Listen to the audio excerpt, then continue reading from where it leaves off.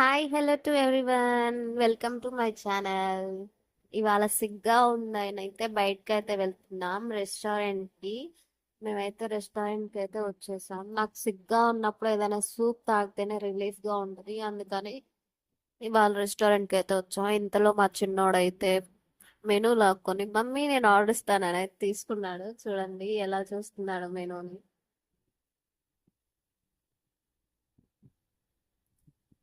అలా మేము chicken soup అయితే ఆర్డర్ ఇచ్చాము.